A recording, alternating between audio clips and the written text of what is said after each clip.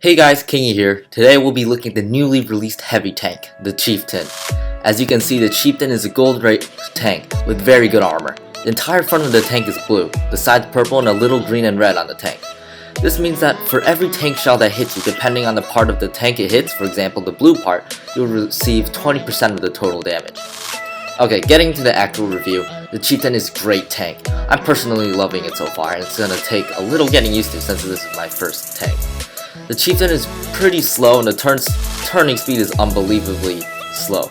Seriously, as you can see when I'm battling Z11s, they can easily fly behind me to my exposed flank and it takes about 5 seconds to turn. Usually by then a skilled pilot would know to go to the other side of the tank so I have to turn again. Thankfully, there aren't that many skilled pilots out there, so it's fine. The Chieftain is an extremely accurate tank. I'm able to hit helicopters out of the air while they're flying with the main cannon, and the machine gun's capacity is crazy.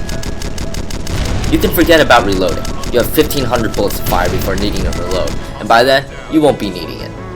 In A7, I can just camp in front of the enemy spawn and take on at least 10 tanks and 2 helis before going down with moves. The armor is so good that when I was using my Chieftain against Osmond later on in Sandstorm as shown in this video, the machine gun didn't do anything against his Chieftain. The only thing that could actually damage him was the cannon. Because of the high damage, it takes an average of 3 shells and using your machine gun to take out an opposing vehicle with the exception of other tanks. Another tank takes an average of 5 shots. Chieftain performs the best in A7, not Sandstorm. Why? Because if you think about it, A7 is just a straight line.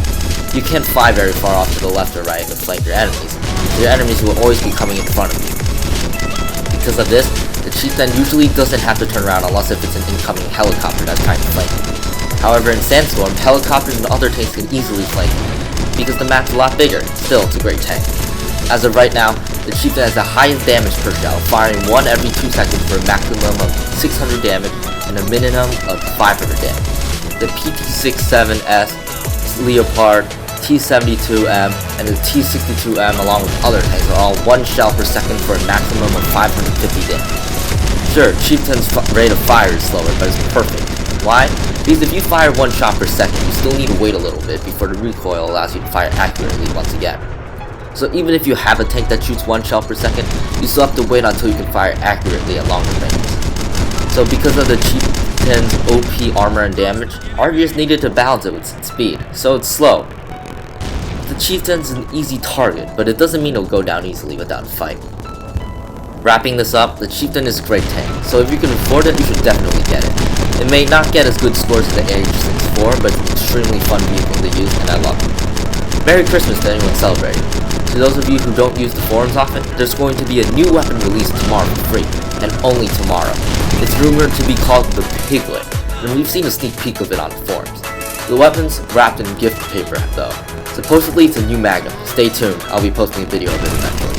Thanks for watching everyone, don't forget to like and subscribe.